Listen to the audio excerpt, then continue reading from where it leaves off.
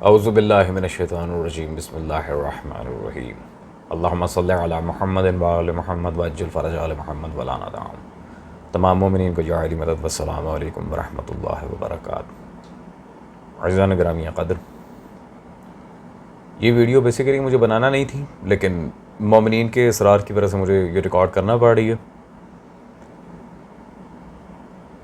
آج سے کچھ ٹائم پہلے ماہ اذا میں منگول جیلمی صاحب نے ان کا کلپ تھا جس میں یہ کہہ رہے تھے کہ شیعہ فقہ کی کتب میں لکھا ہوا ہے معاذ اللہ مزارات بنانا حرام ہے.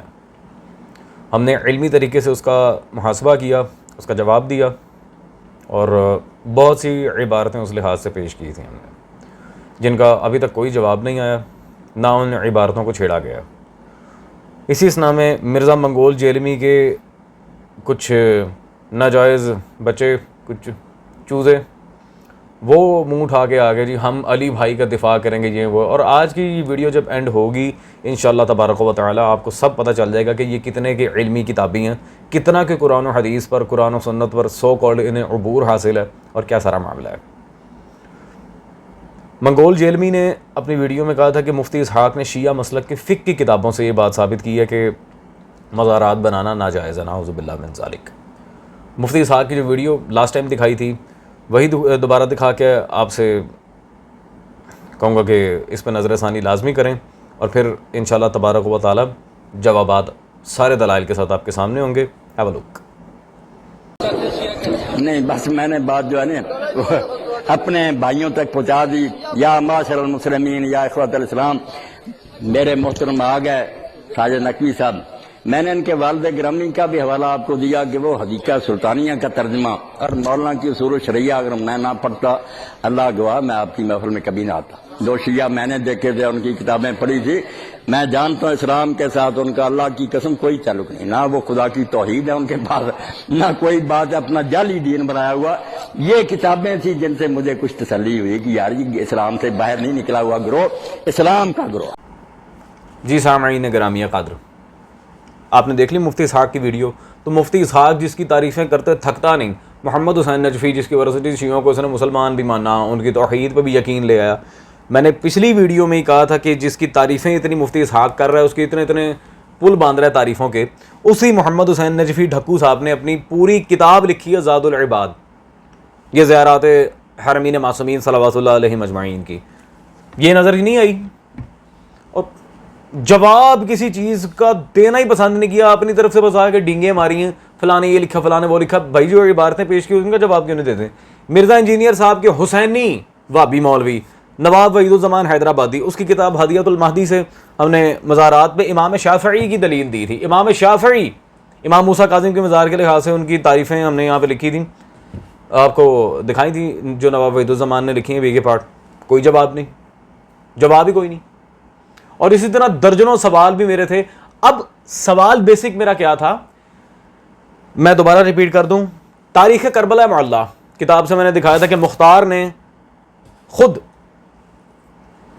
قبل شہادت، اور جب وہ بدلہ لینا شروع کر چکے تھے آل محمد کا، قاتلان حسین کو مار رہے تھے، ساتھ انہوں نے سب سے پہلے انہوں نے کربلا میں جا کے مولا حسین کی قبر مبارک کے اوپر باقاعدہ قبہ تعمیر کروایا، وہاں پہ بلڈنگ بنائی، ایک پورا مزار سرٹیفائڈ.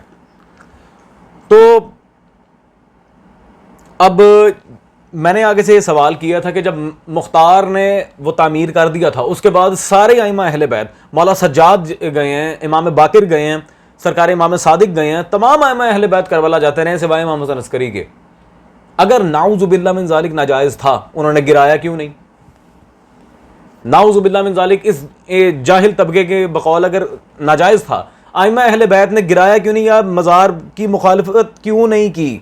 یہ میرا سوال تھا. اور اس پہ میں نے کہا تھا کہ ٹائم قیامت تک ہے، جواب دو. جواب کیا دیا؟ وہ قبروں کی پیمائش پہ لگ گئے کہ اتنی گٹھ ہونی چاہیے، اتنی لمبی ہونی چاہیے.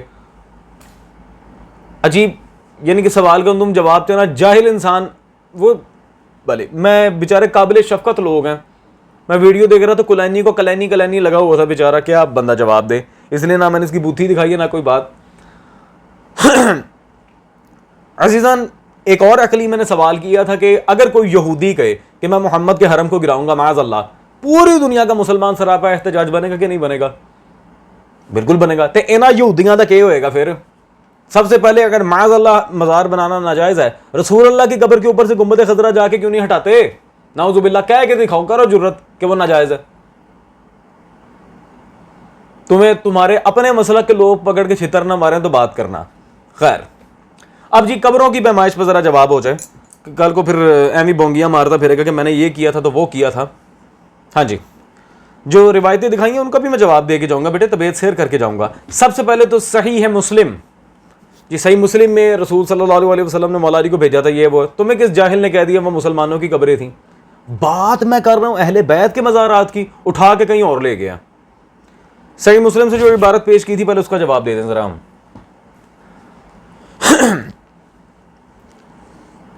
اس میں یہ صحیح مسلم کی جو عبارت اس نے پیش کی ہے, البریلویہ کا علمی محاسبہ, انس رضا قادری صاحب کی کتاب ہے. انہوں نے اپنی اس کتاب میں صحیح مسلم کی اس عبارت پہ کئی دلائل دیتے ہوئے یہاں بحث کی اور اس کا جواب دیا صفحہ 526 پہ بالکل واضح الفاظ میں. دراصل اس حدیث پاک کا مطلب کہ عیسائیوں کی قبریں حد سے زیادہ بڑی ہوتی ہیں, ہاں, اور ان میں تصویریں لگی ہوتی ہیں, قبروں کے اوپر تصویریں لگی ہوتی ہیں, وہ حد سے زیادہ بڑی ہوتی ہیں. ان کو ختم کرنے کے لیے بھیجا تھا, اور کافروں کے قبروں کو زمین کے برابر کر دینے کی بھی اجازت ہے. عزیزان, میں نے سٹارٹ میں ہی کہا تھا آپ کو ہنسی آئے گی, صحیح مسلم کی اس حدیث کا وہ مطلب ہے نہیں جو یہ گدھے لے رہے ہیں. اور ویسے بھی مسلم میرے پہ حجت نہیں, یہ صرف اہل سنت بھائیوں کے لیے جواب دے رہا ہوں. ٹائم قیامت تک کہ ثابت کرو وہ قبریں مسلمانوں کی تھی جنہیں مولا علی نے گرایا, ورنہ کافروں کی تو ہم خود گرائیں گے, وہ تو مسئلہ ہی کوئی نہیں ہے. خیر, اب قبروں کی پیمائش کی بات رہے گی کہ انہیں حد سے زیادہ بڑا نہیں کرنا چاہیے, انہیں زمین کے ساتھ رکھنا چاہیے, تو پتہ نہیں کیا. یہ ہے جی حافظ ابن قیم الجوزی کی کتاب زاد المعاد, جلد نمبر اول ہے, اور اس میں صفحہ نمبر 348 پہ قبر بنانے کے متعلق سنت جو فصل قائم کی ہے, سنت, وہ کیا لکھتے ہیں؟ آپ صلی اللہ علیہ وسلم کے اصحاب کی قبریں نہ بہت زیادہ بلند تھیں اور نہ بالکل زمین سے چمٹی ہوئی ہموار تھیں. اسی طرح نبی کریم صلی اللہ علیہ وسلم کی قبر مبارک آپ صلی اللہ علیہ وسلم کے دونوں ساتھیوں کی قبریں تھیں. آپ صلی اللہ علیہ وسلم کی قبر مبارک اونٹ کی کوہان کے بقدر اونچی. کس طرح؟ اونٹ کی کوہان کے بقدر اونچی, اٹھی ہوئی, مسنمن. واضح عبارت موجود ہے. عزیزان, تو یہ ہو گیا فیصلہ سنت. اب یہ ابن قیم کی کتاب میں نے کیوں پیش کی, یہ وہ بابا ہے جس کو مرزا انجینئر کے مجدد بابے ابن عبد الوہاب نجدی نے اتنا سراہا کہ اس کتاب کو خلاصہ ہی لکھ چھوڑا. یہ محمد بن عبد الوہاب نجدی کی کتاب میرے ہاتھ میں موجود ہے, مختصر زاد المعاد. ابن قیم الحنبلی کی اس کتاب کو خلاصہ لکھا ہے یہ ابن عبد الوہاب نجدی نے, جسے مرزا مجدد کہتا ہے. تو آپ کے بابے کا بابا, دادا بابا, دادا استاد, وہ یہ کام کر رہا ہے. الحمدللہ. پیچھے کیا رہ گیا؟ نہیں, میں بیگے پارٹ ایک مسٹیک ہو گئی مجھ سے, استاد تو نہیں کہنا چاہیے. ابن عبد الوہاب نجدی جو بھی تھا وہ عرب میں رہتا تھا. مرزا صاحب کو تو عربی اتنی اچھی آتی ہے کہ ماشاءاللہ حضرت فرماتے ہیں کہ ران کو عربی میں پٹ کہتے ہیں. چلے خیر, تو نہ تو مولا حسین کے حرم والی بات کا جواب ہے, نہ ائمہ اہل بیت کی زیارات کا, نہ یہ جو پچھلی ویڈیو میں ہدیۃ المہدی زاد العباد جو کتابیں پیش کی تھی امام شافعی کی عبارت کا کوئی جواب نہیں. الحمدللہ فتح یاب ہیں ہم. مسلم کی اور قبر کی پیمائش کی بات ہو گئی. اب آتے ہیں روایات جو حضرت نے پیش کی ہیں. سب سے پہلے تو قافی کی جو روایت پیش کی ہے اس کی متن آپ کے سامنے. سند کے اندر سہل بن زیاد نامی راوی موجود ہے. عزیزان, مطبوعہ بیروت لبنان میرے ہاتھ میں موجود ہے, رجال نجاشی. اللہ اکبر. صفحہ نمبر 182, ترجمہ 490. سہل بن زیاد کے بارے میں سرکار نجاشی رحمہ اللہ نے کیا لکھا؟ قان ضعیفا فی الحدیث, ضعیف فی الحدیث. حضرت نے تو عبارتیں بھی نہیں پڑھی, بس وہ چھاپ چھوپ کے نکل گئے, پلمبر کا شاگرد مستری.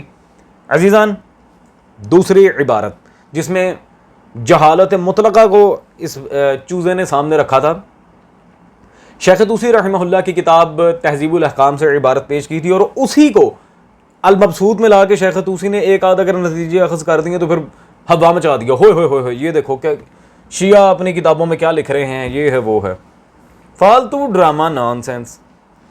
یہ جو عبارت پیش کی تھی وہ ذرا آپ دیکھیں, اس کی سند میں جو راوی ہے آپ واضح دیکھ رہے ہیں, محمد بن یحییٰ.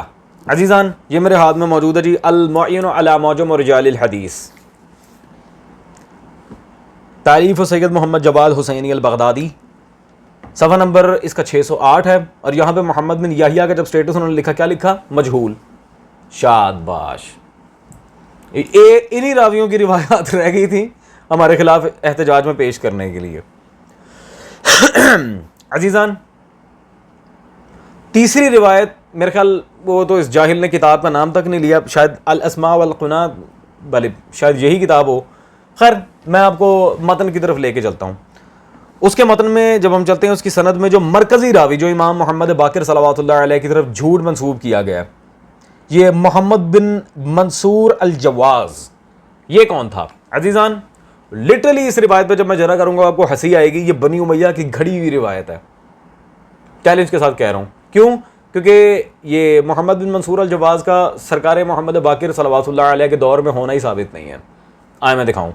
ये इब्न हजर अस्कलानी की किताब मेरे हाथ में मौजूद है इस वक्त, जिल्द नंबर 2, तक़रीबुत तहज़ीब, अस्मा और रिजाल की किताब है, जिल्द नंबर 2, सफ़ा नंबर 140। यहाँ पे मोहम्मद बिन मंसूर बिन साबित बिन खालिद खज़ाई अल जवाज़ का जब जिक्र किया, वाज़े लिखते हैं 10वें तबके का सिका रावी है, 52 हिजरी में फौत हुआ। 52 हिजरी में ये मोहम्मद बिन मंसूर अल जवाज़ फौत हो चुका था। ठीक है जी